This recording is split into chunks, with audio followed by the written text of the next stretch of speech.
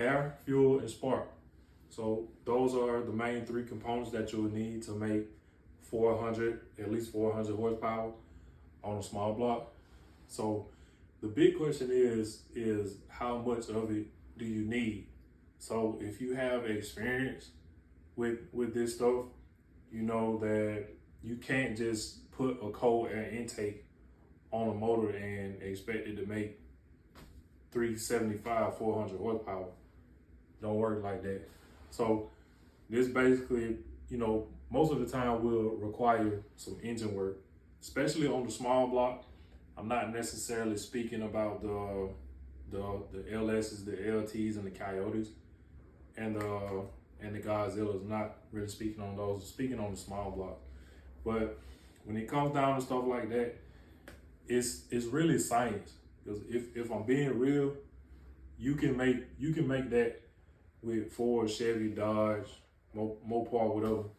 You can make that. It's just about the science behind it and using all the right parts. So I've seen some people, they'll take, they'll buy parts and try to, make a certain number and end up not making it and, disappointed. But the reality is they didn't buy all the right stuff for it. Now, I have seen some people say that, you gotta have the right combination. That's true, but you still have to be in certain specs in order to reach that number. So, like for example, let's take a 306. Let's say we want to make 400 horsepower with a 306. So obviously, so a 306 is basically a 302 with a 30 over piston in it. So that's you automatically gain horsepower and torque by doing that. But if you keep that stock head on there, then you're not really gonna get very far. So you do have options that people use. People use up to anywhere from an AFR 165 up to say a 185. That's really as far as you want to go with something like a 306. But say you got a small block Chevy 350, it can go to from I don't know what they make with small block Chevys. I think they make a 165 AFR, and you go all the way up to like a 185 AFR or 190 trick flow, whatever. So it really depends on what you want to do with the car. So anyway, back to the 306. All right, so you got a few different cylinder heads that you can run. So what I'm gonna do, I'll just write down the numbers for the AFR and the trick flow, since I know those pretty good. So the numbers that I'm familiar with is the 165 AFR, 185 AFR, and then you got trick flow, TFS for short. You got the 170s. You got the 190s. You got the 190s. It's probably a number in between that, but I'm not gonna go that deep into it. But anyway, so this 165 cylinder head, you probably won't make. You'll probably get close to 400 horsepower, but you have to have some high compression. I'm talking about over 10, between 10 and 11. But in order to get that magic number of 400 horsepower, 10 to 1 is fine, at least 10 to 1. So, and now if you're gonna be using an AFR 165, then you might want to go up to like 10 and a half to 11 to 1 compression. Now all of these other heads, they'll work fine at 10 to 1.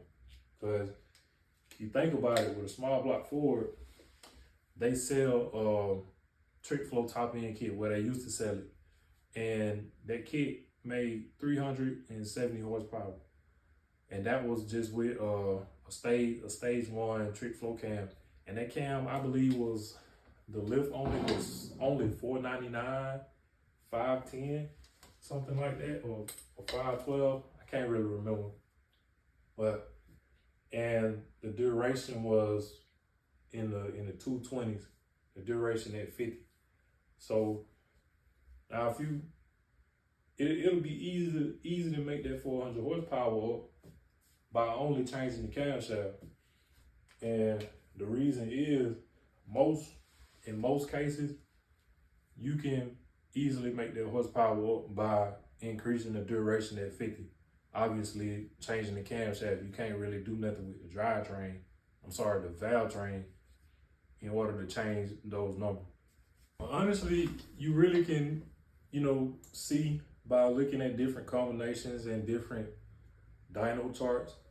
And if you compare, just for example, if you take two engines that are all the same, everything is the same except for the camshaft. One has duration in between 220 and 230, and another has duration at 50 in between 230 and 240. It's not gonna be just a drastic increase in horsepower, but scientific study shows that the horsepower is gonna increase when you increase that duration. So camshaft specs are very important if you're trying to reach a certain number in terms of horsepower. So as a matter of fact, we'll take a look at some camshaft specs and I'll show you what I'm talking about.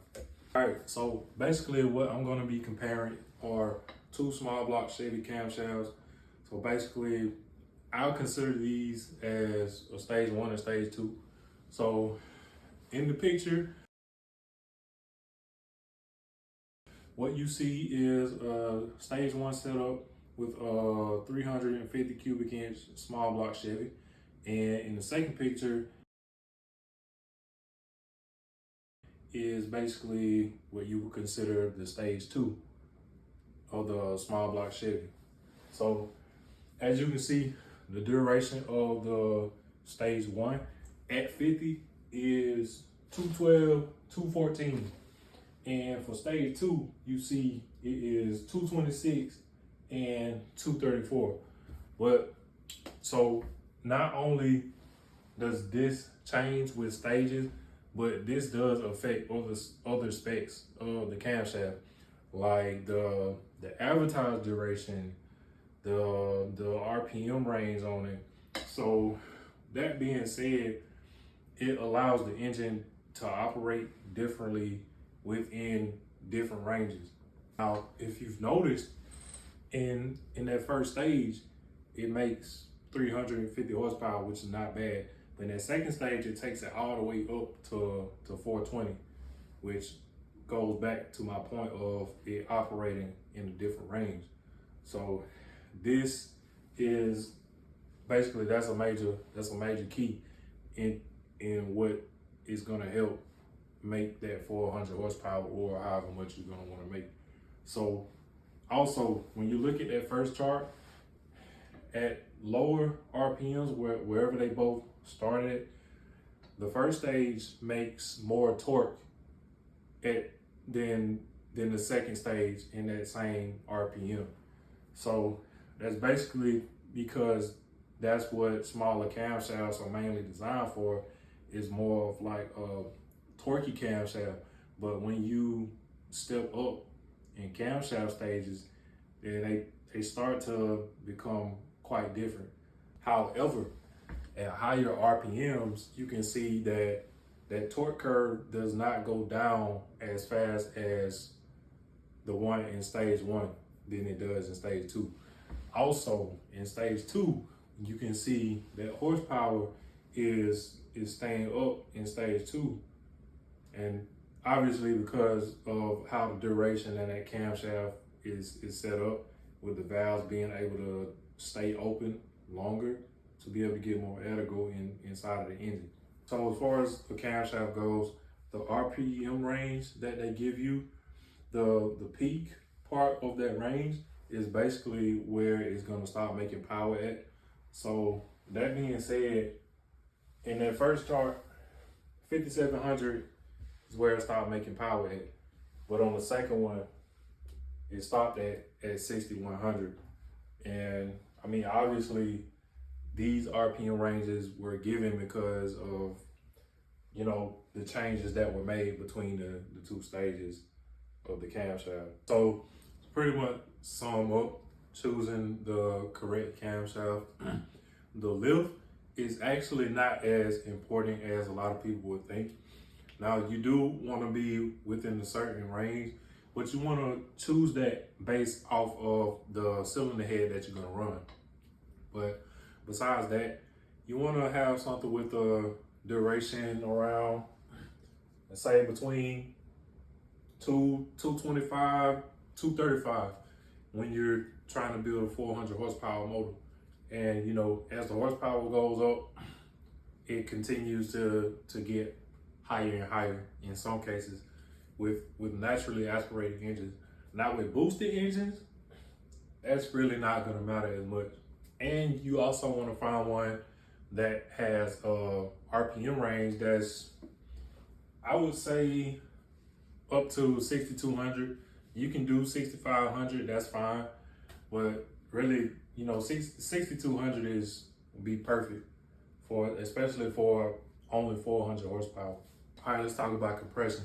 So these kicks, they usually give you a compression of like 9.5 to 10 to 1. Now, if you so happen to build an engine and it gives you something higher than that, then that's even more power for you. Now, if you're doing this on a stock bottom end, which most people usually do, most people don't know that, you know, you only basically need a top end kit to make power, you know, like that, or even higher. So, but if you're building an engine from scratch and you're just making naturally aspirated horsepower, you want to have a piston that's not a dish. You know, try to go with a flat top piston if you can. If you have to go with a dish, then you want that piston to, I'll just use mine. All right, so in one of my other videos, I was talking about quench area. So if you do have a piston that has a dish in it, or if you're building a motor and you buy a dish piston, make sure you have, you know, a flat top area, or some people call it a quench area.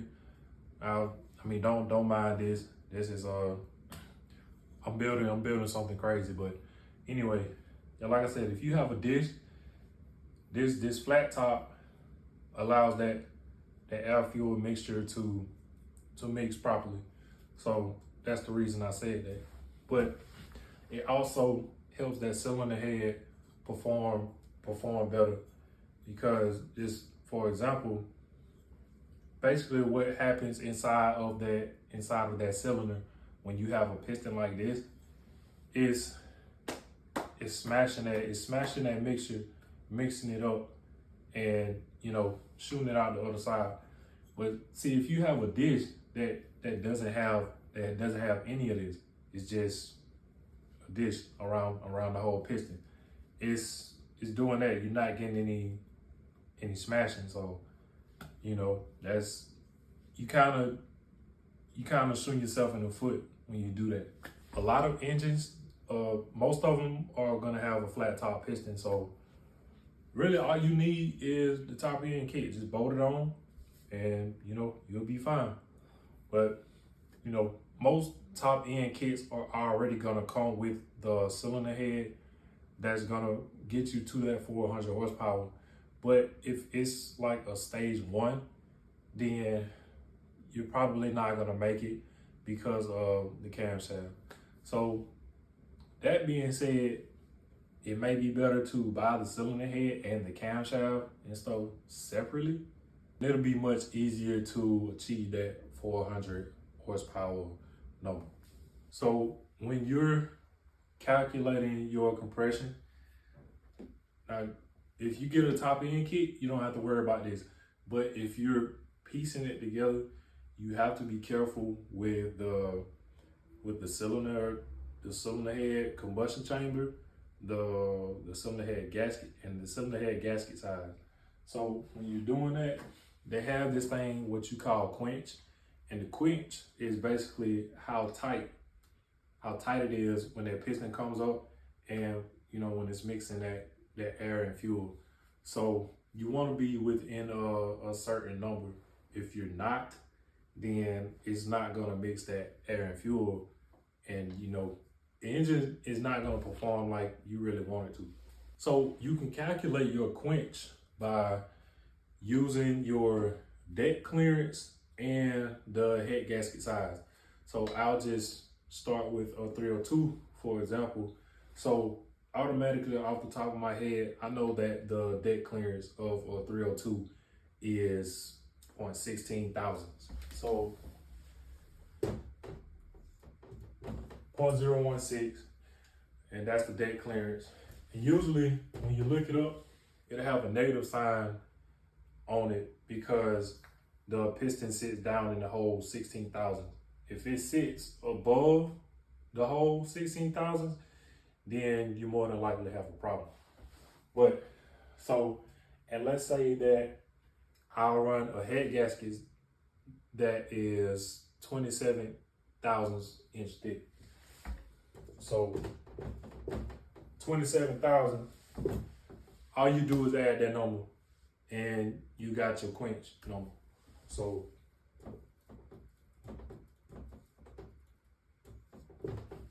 43,000.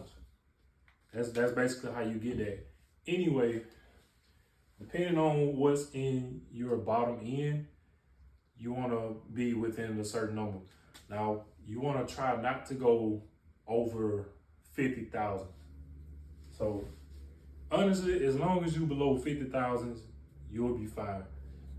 So if you have a cast bottom end, you want to go a minimum of like 30, 32, if I'm not mistaken. I'll put it in the video just to be sure. Now, if you have something that's aluminum, now you want to be a minimum of, I'll say 40, 45, something like that. But yeah, you do that, you'll get that good mixture. You won't have to worry about nothing. All right, so pretty much with the cylinder head, when you're choosing how big you want it to be, if you have like a small cubic inch motor, I would not go over 190. And to be honest, I probably wouldn't go with the 165 if I'm trying to achieve 400 horsepower. You probably can do it with the 165, but you be kind of be pushing it, and I don't want nobody to be upset that they went with the 165 and they made like 399 horsepower, But for the induction, I'll start with a carburetor. So anywhere between 650 and 750 CFM, that'll be just fine. Really 650, I think, most carburetors with 650 CFM, it should be fine with any 400 horsepower motor. But now, when you talk about the intakes and stuff like that, really it's as simple as matching it with the other parts. When I say that, what I mean is you match it with the camshaft and the cylinder heads. So the cylinder heads, they probably won't just tell you like in the description what RPM that head is designed to run at. But as long as you match that camshaft, it should be fine. But I'll show you. This intake I'm showing you,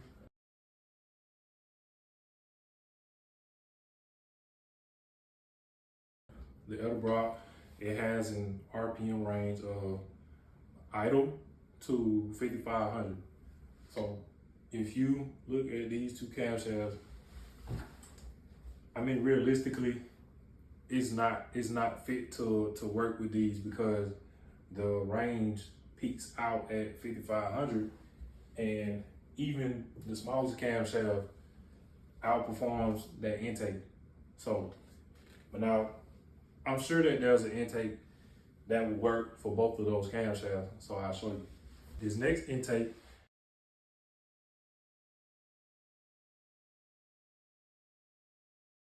is able to perform from 1,500 up to 6,500. So, I mean, that's plenty for both of those camshafts. And, you know, with that being said, if you decide to go with a camshaft up to 64, 6,500, you'll still be fine. Now, if you decide to go higher than that, then you have to get another camshaft and possibly do upgrades to your motor in order to be able to keep up with the intake. This intake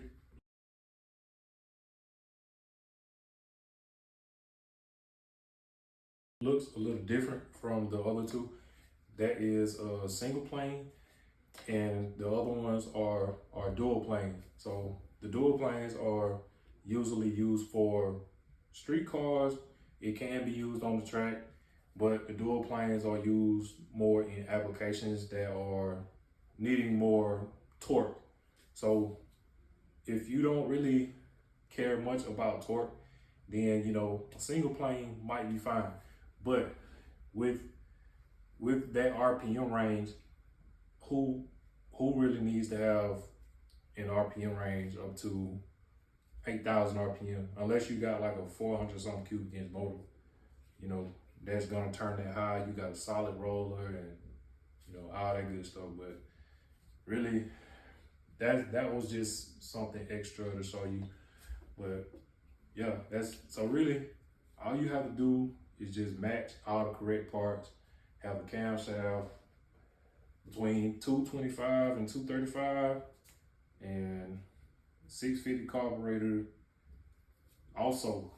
So if you're running a fuel injector setup and, you know, carburetor or intake plenum, whatever, your injector size, you'll probably be fine with 30 pounds, because, you know, they have what you call the duty cycle. So that comes in a percentage. So the higher the duty cycle, the more fuel it dumps into the motor.